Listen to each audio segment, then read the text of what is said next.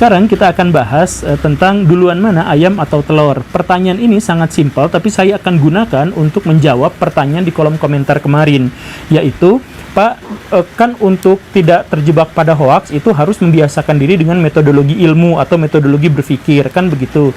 Nah, tapi nggak pernah dijelaskan metodologi ilmu itu bagaimana. Nah, sebenarnya Baraya saya sering sekali menggunakan metodologi ilmu dalam skup yang sangat terbatas di video-video saya yang kemarin. Tapi biar lebih jelas, saya akan gunakan metodologi ilmu itu secara eksplisit dalam penjabaran untuk menjawab pertanyaan klasik ini. Duluan mana ayam dengan telur? Sekarang saya tanya pada Baraya, duluan mana ayam dengan telur? Jawaban saya langsung fix karena lebih mudah jawabannya, yaitu adalah ayam.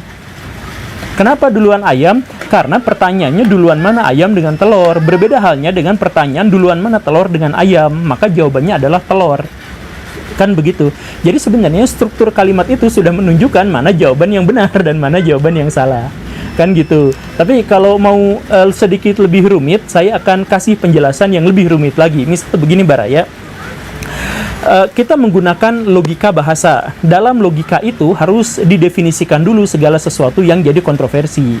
Kan begitu. Nah, ayam, apakah sudah terdefinisikan? Sudah. Ayam sudah terdefinisikan dengan jelas. Di situ ada golongannya, di situ sudah ada identitasnya.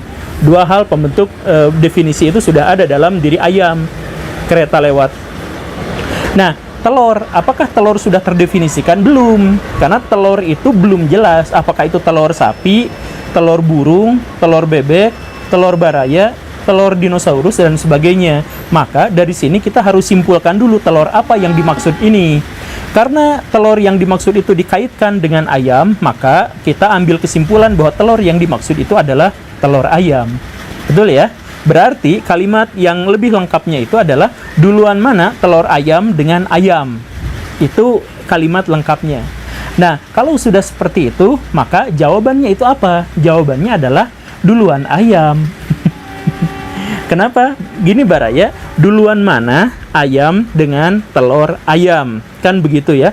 Telur ayam itu apa? Telur milik ayam. Panjangnya. Karena sudah menjadi telur milik ayam, maka si ayam itu menjadi subjeknya dan si telur itu menjadi objeknya. Dengan demikian, maka si ayam itu mendahului telur. Kan begitu rumusan kalau mau menggunakan logika bahasa.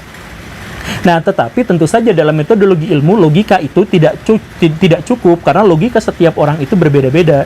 Kemarin ada yang berdiskusi dengan saya, bumi datar itu lebih logis, lebih logika. Menurut saya, logika itu tidak cukup untuk membuktikan sesuatu. Sains itu tidak menerima hanya logika saja. Logika itu setiap orang berbeda-beda. Karena itu maka kita harus menaikkan levelnya dari silogisme, dari logika ke empirisme, ke penelitian ilmiah, pembuktian langsung. Begitu. Nah, jadi pembuktiannya apa? Di laboratorium sudah kita ketahui, para saintis sudah menjelaskan bahwa telur ayam itu bisa menjadi telur ayam karena cangkangnya hanya dihasilkan oleh ovarium dengan protein OVO17 yang hanya dimiliki oleh ayam betina atau mungkin sebagian kecil dimiliki juga oleh ayam jantan.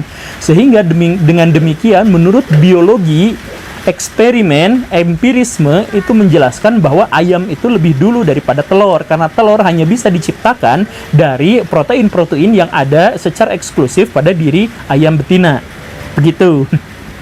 Nah, tapi kemudian kalau ayam itu menghasilkan telur, nah, ayam pertamanya dilahirkan dari siapa? Kan pertanyaannya seperti itu. Jawabannya adalah, kalau Baraya tidak suka dengan teori evolusi, saya akan sebut dengan ini rekayasa genetik Tuhan kepada makhluk hidup. Biar religius ya. Jadi sebenarnya ayam itu dulu kalanya bukan ayam seperti yang kita kenal sekarang, tetapi ayam itu bermutasi. Jadi dalam satu generasi karena ada tantangan alam tertentu, dia beradaptasi kemudian mengubah dirinya sedikit demi sedikit. Ya, proses adaptasi ya. Kemudian generasi berikutnya sedikit demi sedikit, generasi sebelumnya dan lain sebagainya, sehingga lahirlah kemudian ayam pertama. Ayam pertama yang sudah memiliki kode genetik sepenuhnya ayam, itu kemudian bertelur, dan telurnya itu adalah kode genetik ayam sepenuhnya 100%. Jadi lagi-lagi dalam hal ini adalah ayam. Benar? Nah, belum tentu. Jadi metodologi ilmu yang terakhir itu adalah Baraya, please tetap terbuka terhadap realitas. Jadi misalkan begini, Kalau evolusi itu, atau kalau rekayasa genetik Tuhan itu menciptakan ayam sedikit demi sedikit dari nenek moyang ayam yang sebelumnya ayam, nah bisa aja kan rekayasa genetik atau evolusi itu terjadinya di dalam telur. Bisa saja. Kalau mau menggunakan logika itu, silahkan saja. Tapi kalau menggunakan logika yang sebelumnya, itu juga sah-sah saja. Jadi dalam hal ini, sains itu selalu terbuka, khususnya dalam hal interpretasi.